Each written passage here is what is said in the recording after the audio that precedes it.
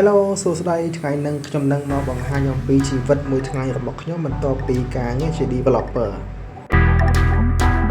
ថ្ងៃនេះផងដែរគឺខ្ញុំបានបញ្ចប់ការងាររបស់ខ្ញុំដោយជោគជ័យហើយគម្រោងបន្ទាប់របស់ខ្ញុំគឺខ្ញុំនឹង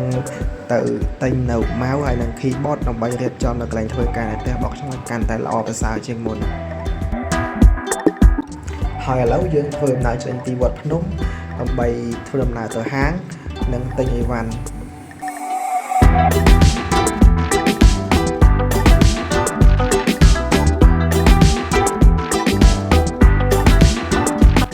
ឡូវយើងមកដល់ទីតាំងហាងហើយដល់គ្នាគឺជាហាង MKN ហាងហ្នឹងគឺមានលក់នៅ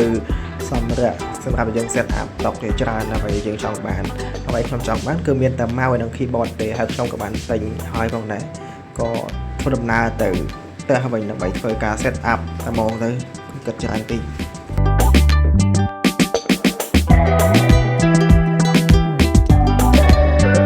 អូខេឥឡូវយើងបានមកដល់បន្ទប់ហើយយើងក៏ចាប់ផ្ដើមដកនៅkeyboard អាកាចាស់ខាងចោលហើយយើងយកបោះចោលឲ្យបានទៅហើយនេះយើងបោះចោលនេះយើងក៏ຕົកធ្វើជាសារមន្ទីរដើម្បីຕົកទស្សនាហើយកូនចៅជំនាន់ក្រោយបានទស្សនាផងដែរ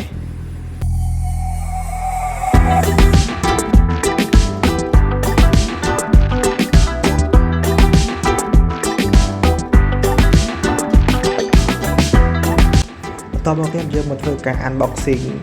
នៅ keyboard ហើយនឹង mouse របស់យើងតែដំបូងរបស់យើងគឺយើង unboxing នៅ mouse និង keyboard របស់យើងមុនហើយយើងមើលតម្លៃរបស់យើងចំពោះ keyboard ទិញអស់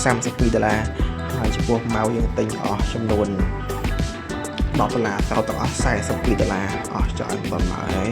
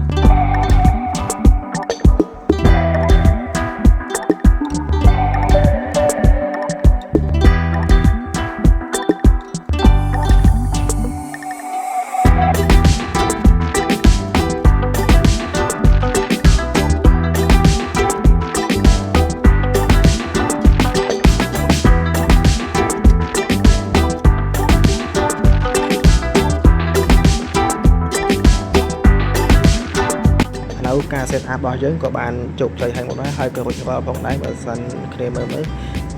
យ៉ាងម៉េចដែរស្អាតឬក៏យ៉ាងណាដែរ